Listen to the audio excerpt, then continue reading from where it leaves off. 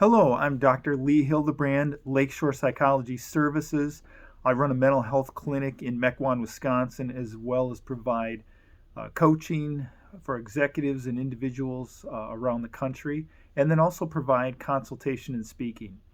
Today, I want to talk about a very important topic, which is how do you increase your performance at work?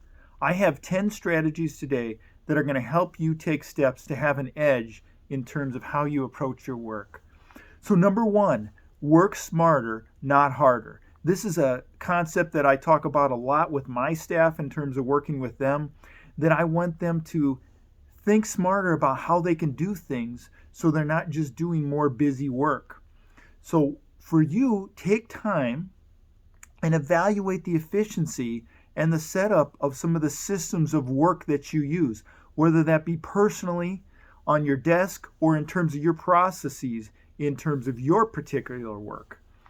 Think about also what time of day is the best time for you to focus on certain things. Are you somebody that's incredibly efficient and effective in the morning, but start to lull later in the afternoon or the evening?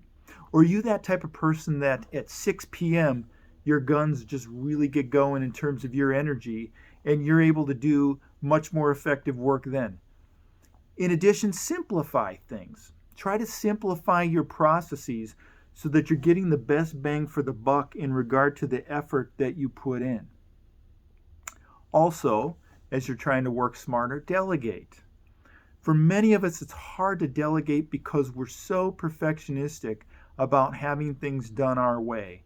It's very important for us to ask the question, how important is it regarding specific tasks or things that we want to accomplish? And then making an evaluation of whether or not we're the one that is best suited to do it or potentially another person.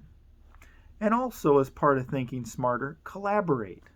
In situations where it makes a lot of sense in terms of your work and what you're trying to do, collaborate with others either on your team or other professionals that can help you to be most effective. Don't try to do everything on your own. Number two, workspace. Organized workspace. Whether you work from home in an office or you go to a specific office, set up your workspace so that it works for you. Make it so that you can find those things that you need to access most readily. Give some consideration to your personality.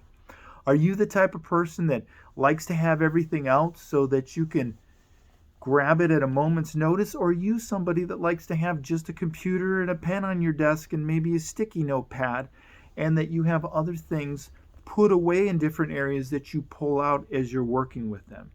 Think about your physical needs as well. Make sure that you have a good chair if you have the kind of job where you are sitting for a lot of hours during the day. Research has shown that sitting in a chair for 8 hours a day over a long span of time can be as deleterious or deleterious to our health as smoking or obesity. Really interesting fact there. So make sure that you have a chair that has good support and comfort that can help with your needs.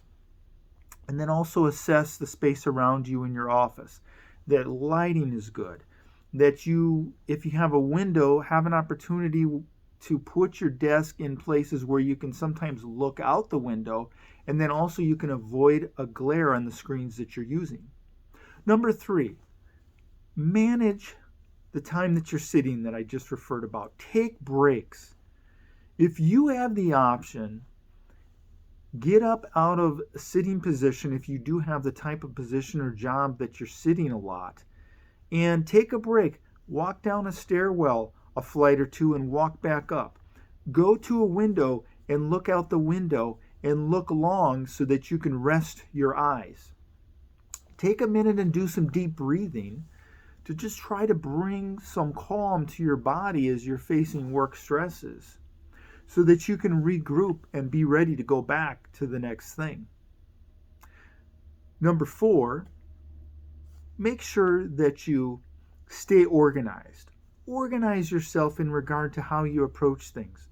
What kind of calendar do you use to organize your day? Are you the type of person that uses a cell phone electronic calendar? Or like me, do you prefer an at-a-glance paper calendar? Now, the reason I do it is I'm a very visual spatial person. And in that sense, I want to be able to see a picture of what a given week looks like. I don't like having to hit certain categories to expand it to see. We each have different tendencies and preferences. Think about what's going to work for you, but definitely keep a calendar and take the little bit of time it takes to keep it organized. So you like a good quarterback, you can manage the direction that your energies are going in a given day. Number 5, use technology effectively. Think about how technology is used in your work and try to utilize it in ways that it saves you time, that it makes things more efficient for you and also for your customers. Guard against and be careful that technology doesn't simply add more hassle to both you or your customers. One of my pet peeves with this is portals. In business today, there are a lot of situations where customers are asked to enter portals, to have a password, to do a number of different things in order to conduct business with certain organizations. And in some ways, it makes it easier, of course, for the organization, but it passes on hassle to the customers. So if you run your own business or you have a business, think about ways that you can make technology helpful, but make sure that it's not a burden on your customers or on yourself. Number 6, manage your obligations and do not overcommit. This is the number one reason that we can get into a mindset of feeling like we just have too much on our plate, that we're busy all the time, that we don't have time for anything. Some people have a very difficult time saying no and also saying yes, but not yet, in terms of managing their obligations. You do not want to be the professional that says yes to everybody all the time without taking stock of how you can meet those demands. It is much better to underpromise and overdeliver than the opposite. So keep that in mind in terms of managing your obligations. Number 7, set realistic goals. As you're approaching your business day and thinking about what you can accomplish in a given day, please make sure to take stock of what is a realistic set of goals that you want to accomplish that day. If you're someone that consistently sets up a to-do list that encapsulates things that take way more hours than you have in the day, it can perpetuate a sense in yourself that you're constantly overwhelmed, that there's just way too much, and it can lead to avoidance in terms of doing some of the important things that you need to do. So definitely make sure and set realistic goals. Number 8, be specific in your task planning. When you are planning a task, make it as specific as possible on your to-do list. If you are vague and include things that don't have any endpoint, it can be discouraging.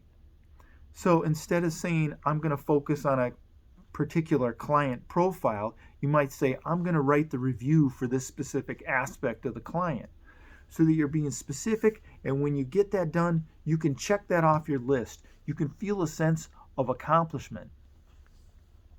Number 9, set the one thing. In his book, The One Thing by Gary Keller, he challenges our thinking when we're approaching the operations of a given day of how we're going to do things. He asks an important question, and that is, what's the one thing that you can do today that would be such that by doing it, everything else will be easier or potentially unnecessary? And what Keller is getting at here is the importance of choosing the most important when we set about task completion. And this brings me to number 10. Do the hardest things first.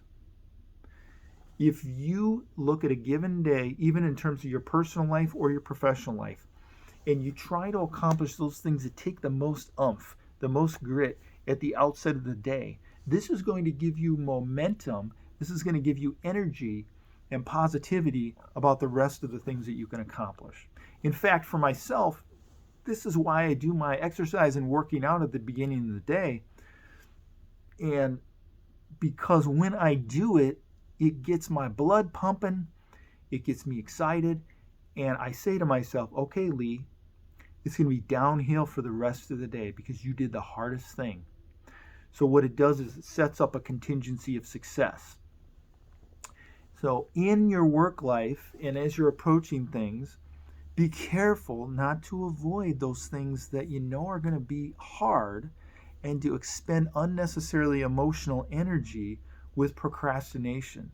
Procrastination is anxiety provoking. It's depressing. It just really brings us down.